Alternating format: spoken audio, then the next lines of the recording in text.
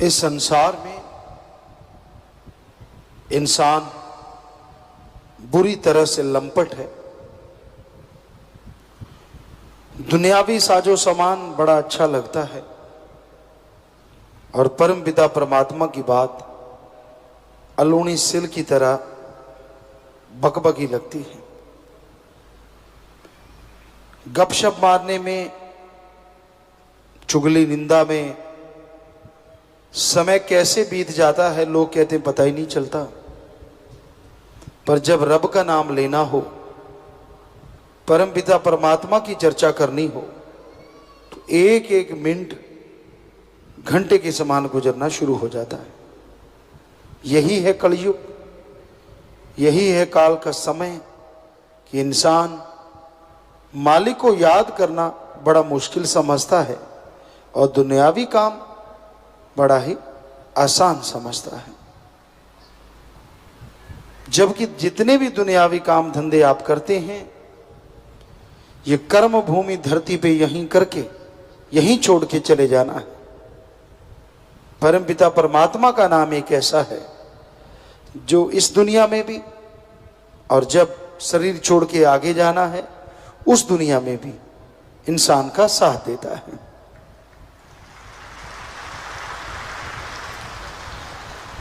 आज के दौर में हमने जो देखा है, नौजवान पीढ़ी खास करके बुरी तरह से नेगेटिविटी का शिकार है। ये नहीं है कि सभी एक जैसे हैं, पॉजिटिव सोच भी लोगों के अंदर है, लेकिन ज्यादातर नौजवान नेगेटिव सोचते हैं। कोई काम करने से पहले ही उनके दिलो दिमाग में आता है मैं फेल हो जाऊंगा, मैं आगे नहीं बढ़ पाऊंगा, मेरे में हिम्मत नहीं, मैं नहीं कर सकता। तो हे नौजवानों, जब आप अपने माइंड में ऐसी नेगेटिविटी बिठा लेते हो या आपके अंदर हमेशा ऐसे विचार आते रहते हैं, तो इसका सीधा साधा मतलब है आपका आत्मबल बेहद कमजोर हो गया है। और आत्मबल कमजोर होने की वजह से आप नेगेटिव पहले सोचते हैं, पॉजिटिव होने पे आपको यकीन ही नहीं रहता। अगर हो जाता है तो आपको लगता है बाय चांस हो गया। इसलिए नेगेटिविटी अपने अंदर से निकाल दो। और ये निकलेगी कैसे? कैसे होगा यह सब? आप सक्सेस होने के लिए, किसी काम में सफल होने के लिए कितना समय लगा देते हो? लगे रहते हो कि मैंने सफलता हासिल करनी है। पैसा लगाते हो, समय लगाते हो, हर संभव प्रयास करते हो, पर आपकी नेगेटिविटी की वजह से, आत्मिक कमजोरी की वजह से जीती हुई बाजी आप हार जाते हैं।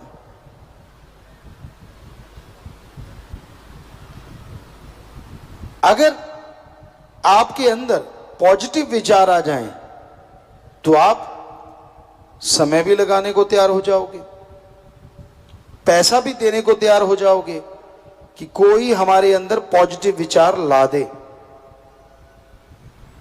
पर खुशी की बात यह है कि पॉजिटिव विचार लाने के लिए आपको एक पैसा नहीं देना है।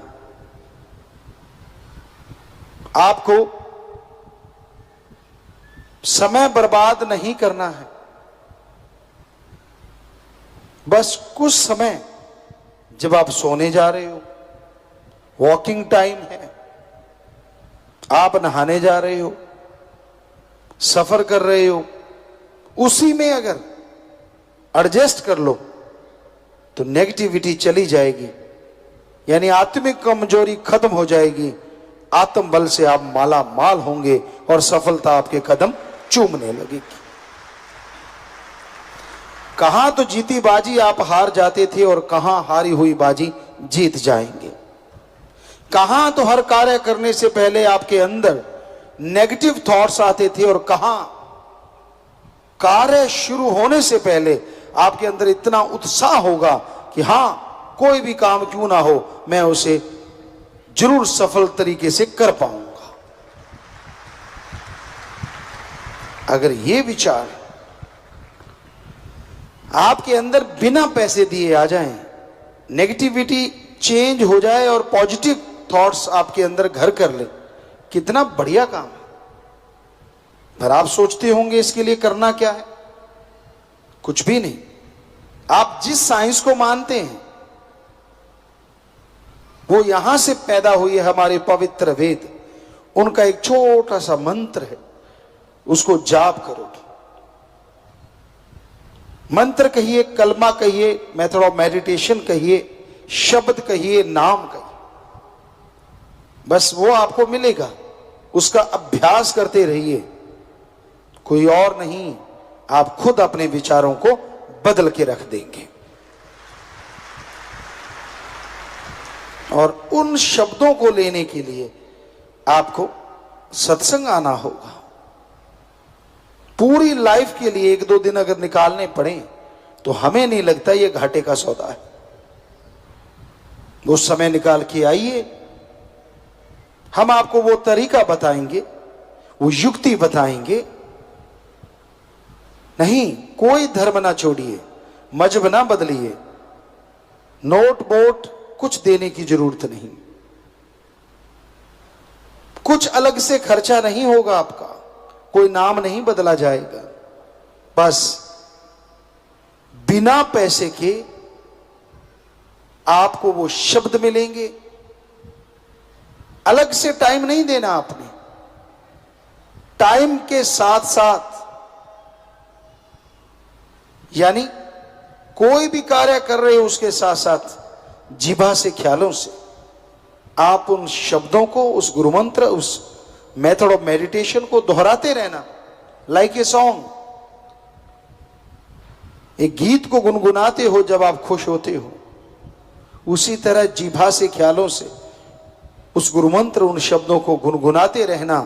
और आपको पता ही नहीं चलेगा आपकी नेगेटिविटी कब पंख लगा के उड़ गई।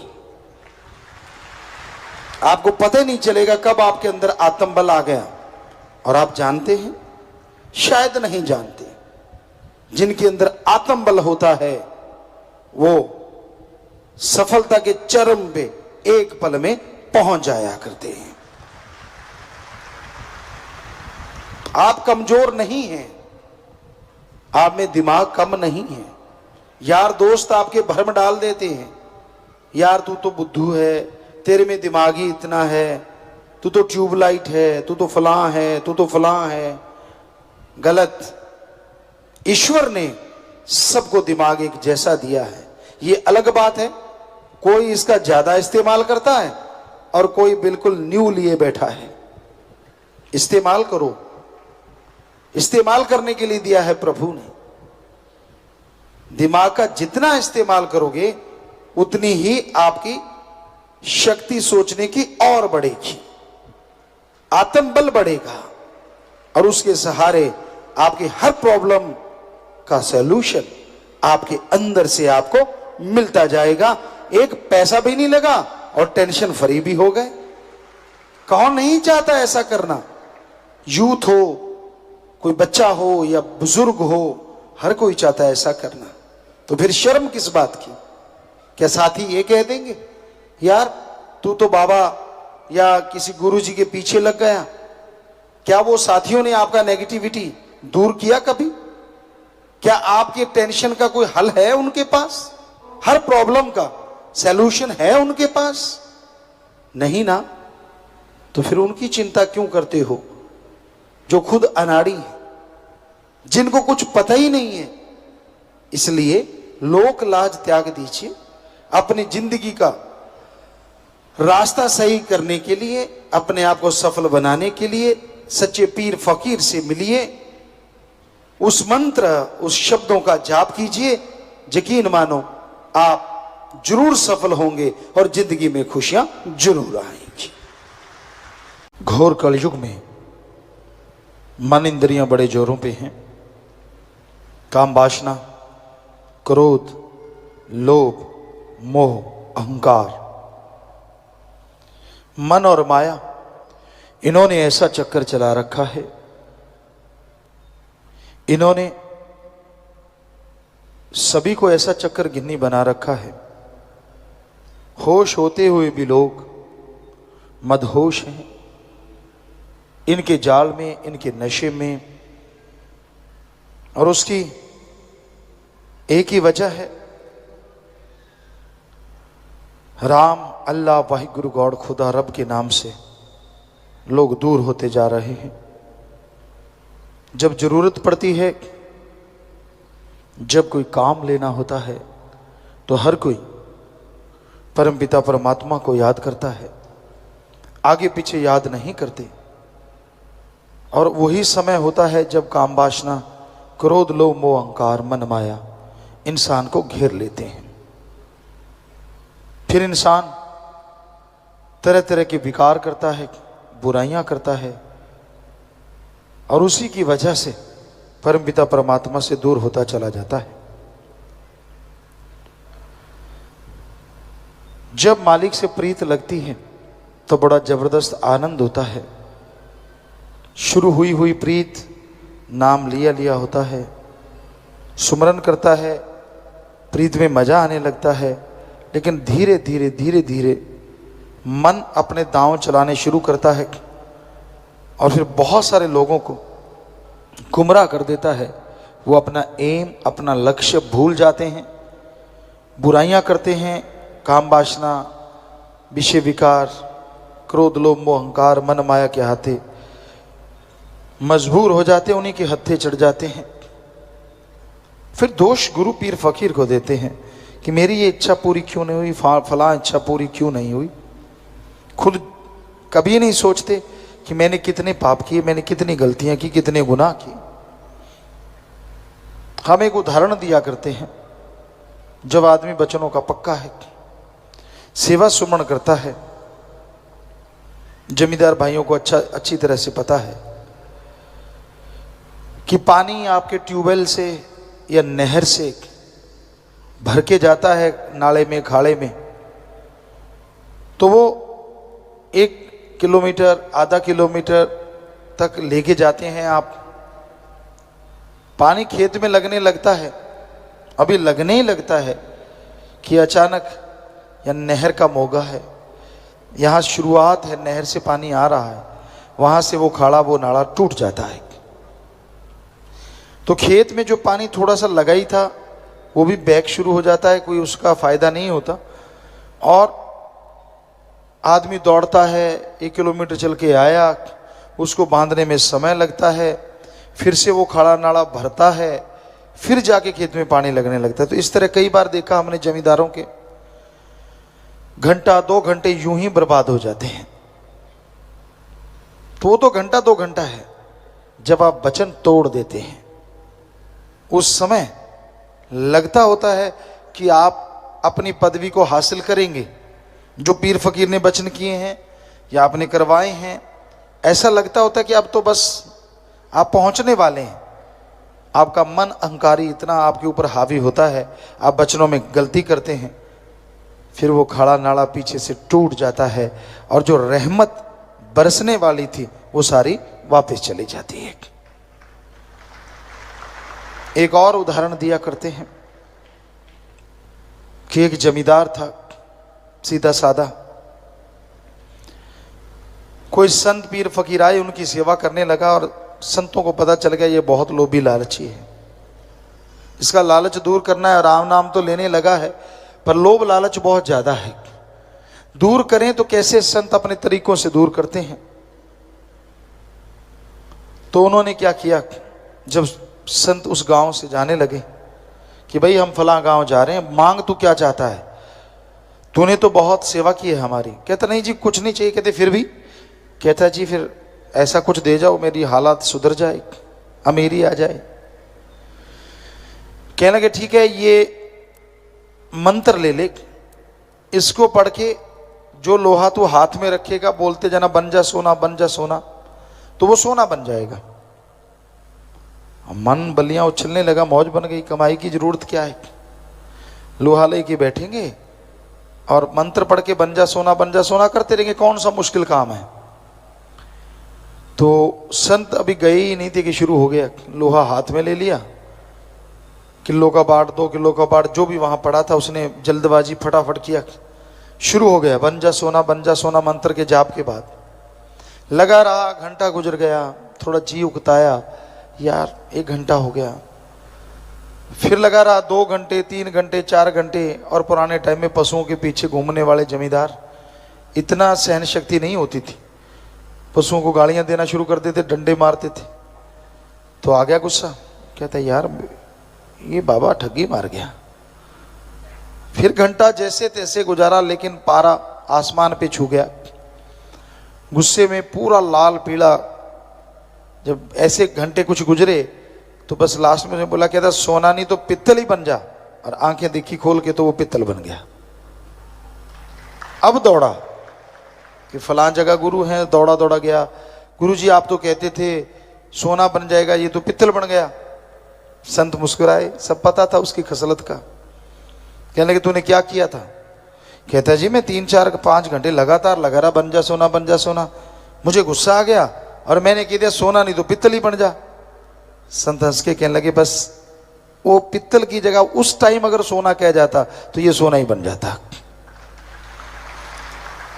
तो वो वाली बात है, संत प्यार मोहब्बत की फटी लिखते हैं, प्यार से अक्षर डालते हैं, मोहब्बत के बीज बोते हैं, और जब फल लगने वाला होता है, मन उसकी जो तने होते हैं, जड़ें होती हैं, वहां पे आरी फिरवा देता है, कुल्हाड़ी चलवा देता है, छोड़ यार क्या है, और सारे फल लगने वाले थे, पेड़ सूख जाता है। सो बचनों पे जब आप काट कर देते हैं, आपको मखौल लगता है, मामूली बात लगती है, संतों को दोष देना आसान होता है, खुद की कारगुजारी नहीं पता होता। जब आदमी वचनों पे गलतियां करता है, बुरे कर्म करता ही चला जाता है और मनमते चलता है, यहां कुछ और, बाहर निकलते ही कुछ और, हवा की बातें ये वो, तो फिर संत चाहे कितने भी वचन करें वो पूरे तो तभी होंगे ना जब आप उनको फॉलो करेंगे। संत कहते इस रास्ते पे चलना हीरे मिलेंगे, कहता नहीं मैं तो उधर जाऊंगा, तो उधर तो फिर टॉयलेट ही मिलेगी भाई। संतों की बात मानो, उसके अकॉर्डिंग चलो, तो वचन पूरे ना हो तो सवाल ही पैदा नहीं होता। मानो ना, वचन तो किए थे, वचन तो हुआ था, खुद क्या करते हो आप? तो भाई बिना वजह मन के पीछे लग के अपना सब कुछ गवा बैठते हो। तो फिर से वो खाड़ा नाड़ा बांधते हैं, पानी फिर 2 घंटे बाद। उसी तरह जब वचनों में गलती करते हो, आप माफी लेते हो, घंटा सुबह शाम सुमन करते रहो, परहित परमार्थ करो, तो फिर पता नहीं कितने समय बाद फिर से वो तार जुड़ेगी, फिर से वो नज़ारे आने शुरू होंगे। पर फिर ये ना हो कि आप दूसरी बार गलती कर दें, क्योंकि मन का क्या, जब एक गलती कर लेता है ना मन, फिर ललचाता रहता है, आदमी का जी ललचाता है, कौन मुझे कोई देख रहा है, मैं तो अकेला हूं, यहां तो कोई है ही नहीं, फिर गलती करता और बस खाड़ा जब बार बार टूटता है ना, वो कमजोर हो जाता है, फिर बांधने में जल्दी से टाइम नहीं काबू आता, घग्गर नदी के बांध की तरह, फिर तो बिखर जाता है, सारी बारी बर्बाद हो जाती है। फिर तो 2 घंटे सुबह शाम सुमन करो, तौबा करो साथ संगत के सामने, क्योंकि साथ संगत भगवान का रूप होती है, मालिक होते विराजमान, फिर माफी मिलती है, फिर पता नहीं कितना समय गुजरने के बाद नुकसान होना तो बंद हो जाता है माफी के साथ ही, लेकिन नई खुशियां आने में फिर देर लगती है। हाँ 2 घंटे सुबह शाम 2 महीने सुमन कर लो तो हो सकता है खुशियां फिर से जल्दी आ जाएं, लेकिन इसका मतलब ये नहीं है कि आप फिर गलती कर लें, क्योंकि जितनी गलतियां करते जाओगे उतनी ही मालिक से दूरी बढ़ती जाएगी, उतनी ही खुशियों में कमियां आती जाएंगी। जो मर्जी कर लो, आपको वो आत्मिक शांति, परमानंद हासिल नहीं होता। इसलिए गलतियां ना दोहराया करो। हमारा तो बताना फर्ज है, मानना ना मानना आपकी मर्जी है। सत्संग जलते बलते भट्ट में तड़पती हुई इंसानियत के लिए एक संजीवनी है। इंसान गमों में, दुखों में, परेशानियों में संसार में जल बल रहे हैं, उनसे बचने का एकमात्र उपाय सत्संग में आओ, सुनो और अमल कमाओ। तो जिस तरह जलते बलते शरीर में बर्फ की ठंडक असर करती है, उससे सैकड़ों हजारों गुना ज्यादा असर सत्संग में आने से तड़फते हुए जीवों पे, तड़फती हुई जीवात्माओं पे राम नाम असर करता है। सत्संग में आने से इंसान को मालूम पड़ता है करने वाला कार्य कौन सा है और छोड़ने वाले कार्य कौन से हैं। जो वचन सुन के मान लिया करते हैं उन पे परमानंद की बरसात होती है, और जो मनमते चलते हैं वो अपने कर्मों का आप रूपरेखा तैयार करके आप ही सारी जिंदगी उसमें उलझे रहते हैं। सत्संग में आने से जन्मों जन्मों के पाप कर्म ही नहीं कटते, बल्कि जीते जी भी पाप कर्म कट जाते हैं।